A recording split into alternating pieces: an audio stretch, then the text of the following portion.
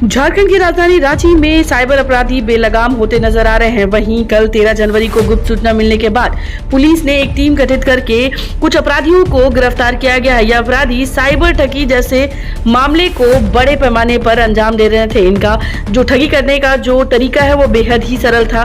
WhatsApp पे message करके एक स्क्रैच कूपन देकर लोगों को यह अवगत कराते थे कि वह 8 लाख 10 लाख की इनाम राशि जीत लगे हैं, उसे स्क्रैच करिए और स्क्रैच करने के बाद ही जो एक लिंक पे जिस तरह से क्लिक करते थे लोगों के, उसके बाद ऑटोमेटिक जो डिडक्शन होता था लोगों के अकाउंट से पैसा ठग लिया जाता था। आइए इसकी पूरी रिपोर्ट और पूरी जानकारी हम यहाँ पर सुनते हैं।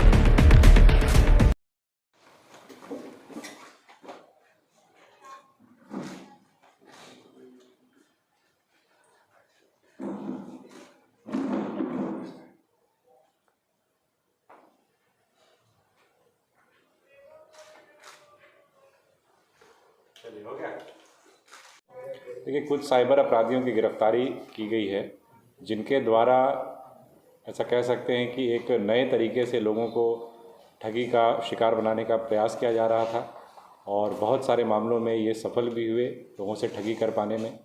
और न केवल राज्य के बल्कि राज्य के बाहर के भी कई लोगों को ठग पाने में, कई लोगों की राशि एक तरीके से अपने खाते में ट्रांसफ़र करा पाने में ये कामयाब हुए थे।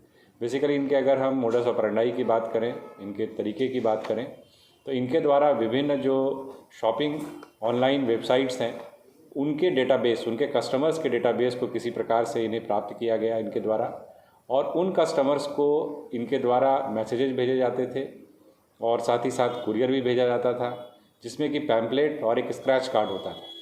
पैम्पलेट में QR कोड भी होता था और साथ में स्क्रैच कार्ड में स्क्रैच करने पर जो उनके द्वारा जीती हुई राशि है वो अंकित होती थी। QR कोड में भी सेम चीज़ रिफ्लेक्ट होता था। उससे कहीं ना कहीं सामने वाले व्यक्ति को ऐसा भरोसा लगता था कि QR कोड और स्क्रैच हर जगह से चीज़ें आ रही हैं और लुभावने ऑफर्स उसमें होते थे। कई बार राशि का जिक्र होता था, कई बार जो सामान उनको मिलेगा इनाम के रूप में वो लिखा होता था, तो उससे लोग उस झांसे में आ जाते थे। और उसके बाद कुरियर की राशि, कुरियर का जो चार्ज है या GST का जो चार्ज है, जो GST है बेसिकली, इन सब का बहाना करके उनसे 1% 2% के रूप में वो राशि पहले ही जमा कराने के लिए कहा जाता था, जिसमें कई बार लोग प्रलोभन में आकर के वो राशि जमा भी कराया गया कुछ लोगों के द्वारा और उस राशि को एक तरीके से इनके द्वारा अपने अकाउंट्स में ट्रांसफ़र करा दिया जाता था। इसमें कुल मिलाकर के इस पूरे प्रकरण में 3 साइबर अपराधियों की गिरफ्तारी हुई है। ये तीनों ही अगर हम देखें तो एक करण कुमार जो नालंदा का रहने वाला है, चंदन कुमार जो शेखपुरा का रहने वाला है, सुदामा कुमार ये नवादा का रहने वाला है।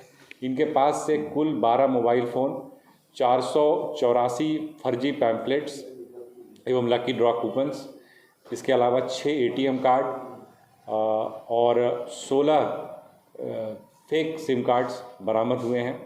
जो विभिन्न बैंक खाते जिसमें कि इनके द्वारा पैसा ट्रांसफ़र करवाया जाता था उसके भी डिटेल्स हम लोगों को मिले हैं, जिसमें ज़्यादातर फर्जी पाए गए हैं, उसको भी फ्रीज कराने की कार्रवाई की जा रही है। इसके अलावा अगर हम बात करें तो इसमें जो इन लोगों ने बताया है अभी तक कि तकरीबन 2000 से अधिक लोगों का डेटाबेस इनके पास कस्टमर्स का मौजूद था, जिसको लगातार ये लोग कॉल कर करके उनको फंसाने की कोशिश कर रहे थे, जिसमें तकरीबन 150 लोगों को, जैसे ऐसा इनका कहना है कि इन्होंने साइबर ठगी का शिकार बनाया है। हमारी टीम ने कई लोगों से संपर्क करने की कोशिश की, उसमें अभी तक 13 लोगों ने कंफर्म किया है कि वो किसी न किसी रूप में साइबर ठगी का शिकार हो चुके हैं, जिनसे लगभग 2 लाख रुपए की ठगी की बात अभी तक प्रकाश में आई है। लेकिन ये राशि कहीं और बड़ी हो सकती है, कहीं ज़्यादा लोग इनकी ठगी के शिकार हो सकते हैं, जिसके अनुसंधान किया जा रहा है, जिसकी तफ्तीश की जा रही है। और साथ ही साथ यह भी है कि इनके द्वारा यह भी बताया गया है कि 2 माह पूर्व एक अन्य राज्य से, आंध्र प्रदेश से आए व्यक्ति ने इन्हें एक प्रकार से इस चीज़ का प्रशिक्षण दिया था, क्योंकि ये थोड़ा सा अगर हम देखें तो बड़ा ही चैनलाइज तरीके से और एक विश्वसनीयता देने के लिए QR कोड वगैरह भी दिया जा रहा है। तो एक प्रकार से बहुत पुख्ता तरीके से लोगों को विश्वास में लेने का एक प्रयास किया गया है। तो इसमें 2 माह पूर्व इनका बताना है कि 2 लोग आकर के इनकी ट्रेनिंग इस तरीके से दी गई इसमें कि किस प्रकार से इसको किया जा सकता है, जिसके आधार पर इन लोगों ने इसको करना शुरू किया। इसमें कुछ और भी अपराध कर्मियों का नाम आया है जिसका सत्यापन किया जा रहा है और उनकी गिरफ्तारी के लिए भी छापामारी की जा रही है। सर, जिस अकाउंट में पैसे ट्रांसफर किए जाते थे उनको खंगाला गया है क्या कुछ जानकारी? जी हाँ, उन अकाउंट के डिटेल्स हम लोगों ने निकाले हैं और कुछ पैसे उसमें अभी भी जमा हैं। उसको हम लोगों ने फ्रीज करने के लिए बैंक को ऑलरेडी लिखा है हम लोगों ने, और हमें उम्मीद है कि वो फ्रीज हो जाएगा। और जिस भी आईडी के नाम से वो खाता दर्ज है, उस खाता धारक से भी इस संदर्भ में पूछताछ की जाएगी, और अगर उसकी संलिप्तता पाई जाती है तो उनके विरुद्ध भी कार्रवाई की जाएगी। तो सर, जो बातें सामने ये आ रही है कि यहाँ पे रहते हुए लोग यहाँ के लोगों को नहीं दिखेगा, राज्य पुलिस ने इस केस को डिटेक्ट किया, इस तरह कैसे हुआ? ये एक इंटरेस्टिंग जो बात आपने कही है कि अभी तक जिन लोगों को हमने संपर्क किया है उसमें ज़्यादातर बाहर के राज्यों के हैं। तो इनसे पूछताछ के दौरान भी यह बात उभर करके सामने आई है कि ये लोग यहाँ के लोगों को अभी तक टारगेट नहीं कर रहे थे, और इसका कारण यही था कि अगर यहाँ के लोगों को टारगेट करते तो यहाँ की पुलिस के द्वारा इन तक पहुँच पाना आसान हो पाता। यही कारण है कि ये लोग बाहर के राज्य के लोगों को कहीं ना कहीं शिकार बनाने की कोशिश कर रहे थे, उनसे ठगी का प्रयास कर रहे थे। दूसरी बात की अगर हम बात करें कि पुलिस कैसे उन तक पहुंची, तो कुछ हमें इस प्रकार की मानवीय सूचना प्राप्त हुई थी, जिस मानवीय सूचना के आधार पर हम लोगों ने वर्कआउट किया।